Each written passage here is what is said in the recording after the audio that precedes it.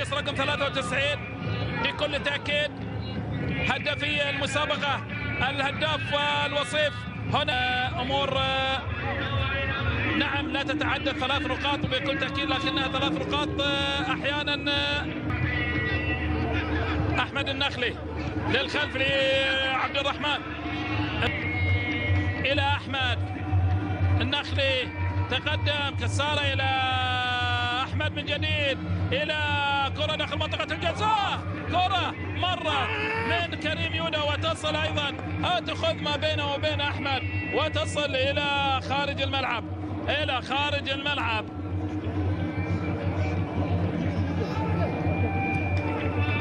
شوف الفرصة وعدت، هنا الحسرة.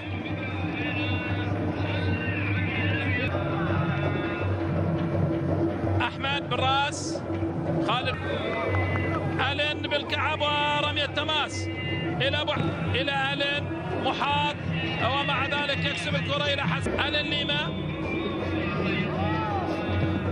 يعمل دوران وإلى خارج الملعب. تغطية كانت جيدة من أحمد النخلي، خالد إلى ألين بالكعب، لكن أيضا التغطية كانت حاضرة وإلى خارج الملعب. رمية تماس هي شوط المباراة الأول، انهاء الحزم. شكرا للزميل محمد المحماد وضيوف. خلص استمرارية اللعب، تصل لعبد الرحمن، هيا الآن إلى كريم يودا، باسل إلى اليان، 1-1.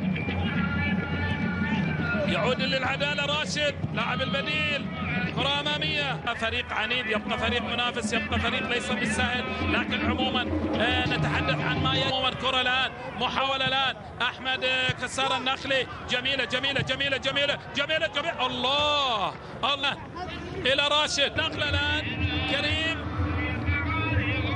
يودا. فريقين تنتظرهم مواجهة قوية. أهداف عكاشة حمزاوي اللي نزل، الله، عدت بسلام، عدت بسلام. عطوشيان، الحزم يعود أفضلية الآن، الحزم يعود للتهديد من جديد.